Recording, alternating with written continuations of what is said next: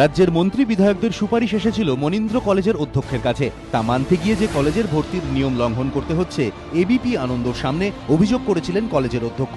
তার পরিণাম অধ্যক্ষ পদ স্থায়ীকরণের দিনেই তড়িঘড়ি করে কলেজের পরিচালন সমিতির বৈঠক, আর সেই বৈঠকেই বাতিল হলো তার স্থায়ীকরণ, পিছিয়ে দেওয়া হলো আরও 1 বছর।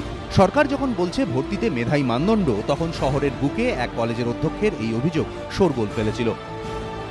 এমএলএ এমপি মন্ত্রীদের কাছ থেকে রেকমেন্ডেশন আসে, সেই রেকমেন্ডেশনগুলো যদি ভর্তি নাও করা হয় তাহলে এক ধরনের সমস্যা হয়। এই অর্থে তো বলা যায় যে আমি যে খানিকটা সাধারণ যে নিয়ম, সেই নিয়মকে লঙ্ঘন করে এগুলো করতে হচ্ছে, কিন্তু খানিকটা বাধ্যই করতে হচ্ছে। এই অভিযোগে বিড়ম্বনায় পড়েছে শাসক দল। জনপ্রতিনিধিদের সুপারিশ করতেই হয় বলে দায় এড়িয়েছেন মদন মিত্র, সাধন পাণ্ডে, সুজিত বসুরা। কিন্তু শাসক দলের সেই বিড়ম্বনাই অধ্যক্ষের ওপর খাড়া নামিয়ে আনলো বলে মনে করছে শিক্ষামহল। কলেজ সূত্রে খবর, তার স্থায়ীকরণ পিছিয়ে দেওয়া হয়েছে আরও 1 বছর, অথবা তার বিরুদ্ধে তদন্ত শেষ না হওয়া পর্যন্ত। অধ্যক্ষের বিরুদ্ধে প্রশাসনিক ও একাডেমিক দুটি তদন্তের সিদ্ধান্ত নেওয়া হয়েছে। প্রশাসনিক তদন্ত করবে রাজ্য সরকার, একাডেমিক তদন্ত করবে কলকাতা বিশ্ববিদ্যালয়।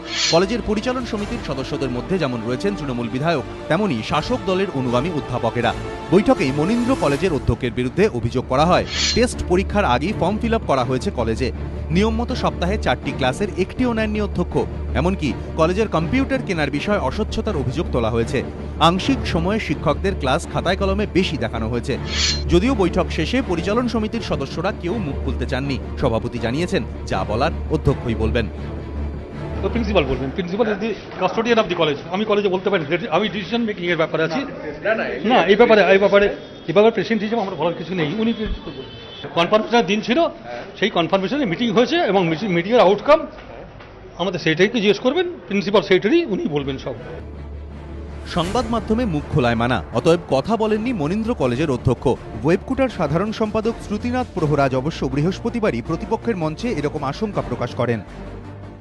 মনীন্দ্রচন্দ্র কলেজের যিনি প্রেসিডেন্ট, তিনি আজকে চিঠি পাঠিয়েছেন প্রিন্সিপালকে যে 24 ঘন্টার নোটিশে প্রিন্সিপালের কনফার্মেশনের মিটিং করতে হবে, প্রিন্সিপালের চাকরির কনফার্মেশন, যেহেতু 24 তারিখ ওর 1 বছর শেষ হচ্ছে।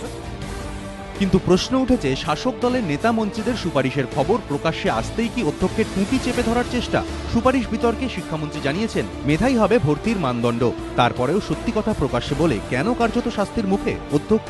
কৃষ্ণেন্দু অধিকারী, এবিপি আনন্দ, কলকাতা।